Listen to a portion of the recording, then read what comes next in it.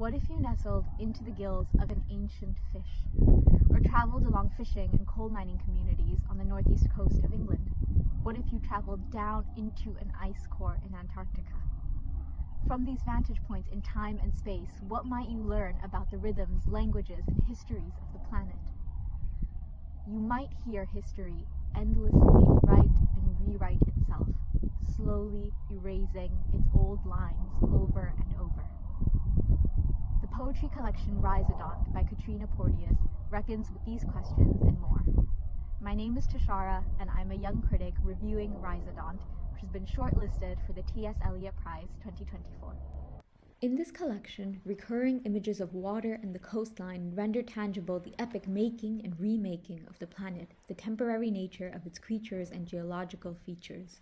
When you crunch your footprint into sand, listening to the waves' slow wash, can you hear the distant rumble prizing continents apart?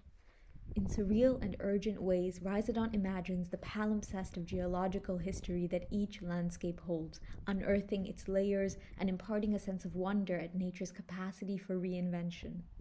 Porteous is not the first writer to marvel at this, but her writing conveys in such humbling, haunting, and hopeful ways the astonishment at the existence of all species, here by a sequence of accidents. In this way, Porteous situates humans in a story that started long before us and will go on for long after us.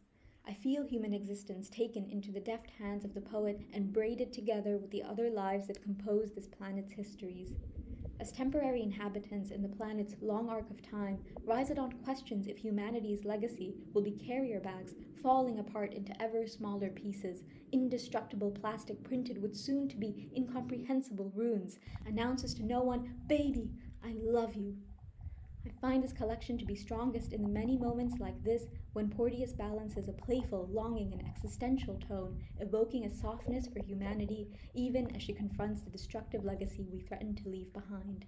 This notion of runes leads us to the focus on language in this collection.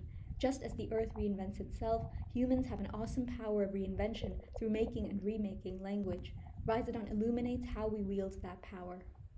The first section often uses vanishing Northumbrian dialects that come alive when Porteous performs her work. In the poem Cubby, the speaker addresses eider ducks in a familiar, playful tone.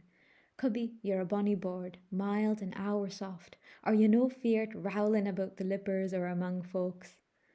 Birds hold a special place in Rhizodont. Their presence throughout human history makes them our constant cohabitors of the world.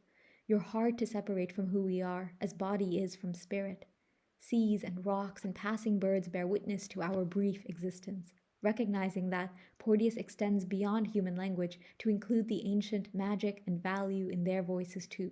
The prehistoric sandpaper shrieks of terns, the voice of the sand spit before speech. By channeling these other perspectives, sometimes even using birds as speakers, and using Northumbrian dialects with a tight connection to these non-human lives, Porteous teases other ways of knowing the world that can often go underappreciated in the anthropocentric languages that humans can use.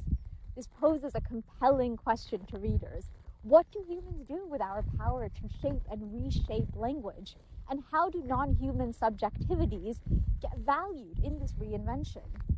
Porteous extends this invitation to imagine and articulate the world beyond human perspectives. And this is what makes the first section of Rhizodont so compelling to me. This invitation extends, although in different contexts, into the second section of the collection. The poem #Rhizodont bridges the first section to the second section. The rhizodont is a fish that lived around 300 million years ago. It belonged to a family that made the pivotal transition from water to land. Porteous uses it as a metaphor for humanity's transition from the analog to digital age. Humans today face another transition, making us a rhizodont of sorts too. We are in the era of autonomy transferring from the human mind into the technology that humans build. Section 2 emerges from collaborations with scientists and questions the human role and stake in the development of remote sensing, semi-autonomous technology. Porteous writes about a monitoring robot at a nuclear site in Cumbria. Imagine you could send your eyes, your hands, fix the mess, make amends, cancel the legacy, stop the clocks, rewind the years, the race, the pulse, the waste, the ponds. This poses a challenge to humans. Will we reenact ecological disasters and leave behind more legacies of waste? Or will we do things differently? I find Porteous convincing, grave, and insistent in the way she writes against technological progress for its own sake. She asserts that human consciousness and imagination bear the enormous power and responsibility to guide what we do with our technology. She compels me to face the terrifying question: will humans pursue technological ambitions that lead to our survival or our extinction? Rhizodon offers an earnestly curious, unflinching, and open-hearted invitation for me to weave myself thread by thread into an old fabric of history. At times playful, at times blunt, at times granular, and at times boundless, this collection honors the immense transformations that this earth and its creatures undergo. It questions and honestly reflects on the legacies that humans are creating, and it expands ways of knowing and understanding the world beyond humanity's moment.